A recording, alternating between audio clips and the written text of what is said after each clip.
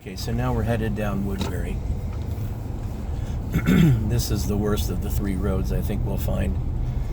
This end of it's not too bad, although they don't quite have their 15 feet overhead in a couple of spots, and obviously there's still a little infringement on sides here, and a little bit of blackberry, some other stuff, but as I recall, it's a little worse down the road here, and we'll be seeing that. Well, here's an overhead right now that's really low, that part right there. As far as the road, or the sides of the road go in the hills, it's obviously an oak woodland kind of area with grass and manzanita, and some of it could stand a little bit more attention. And I just saw a little bit of Scotch broom, but a very little bit, nothing like what you guys experience up at the high country. I don't know what this brush is called, but it could certainly go. And there's a little gully down here, it's hard to see, but it's could stand some attention too, and of course it's got blackberry in it, as you might imagine.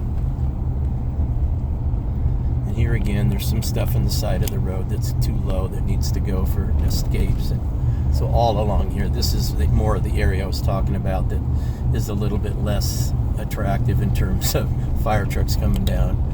They had a call down here just the other day too.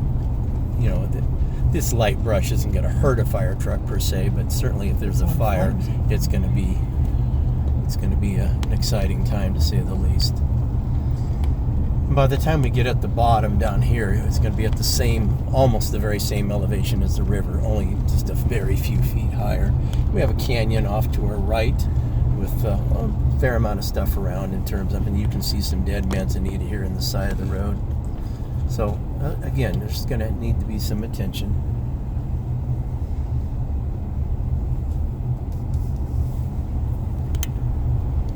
Actually, down here is a little bit better than I recall, but again, there's quite a thing down there in terms of a canyon on that side, and the river's on this other left side as we're going down. There's another road that goes somewhere back in there towards the river, it looks like.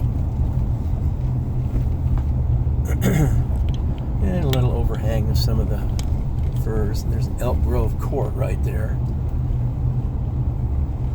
This guy's got a chain link fence with plastic, which needs to be changed out. And then there's a little bit of stuff in the pine needles hanging in some of these trees that we talked about over at the Sierra Knolls area. Some similar stuff here. And here's the end of this little canyon as it crosses and basically connects with the river down here. Almost to the bottom at this point. Here's Deerwood Place, a private drive.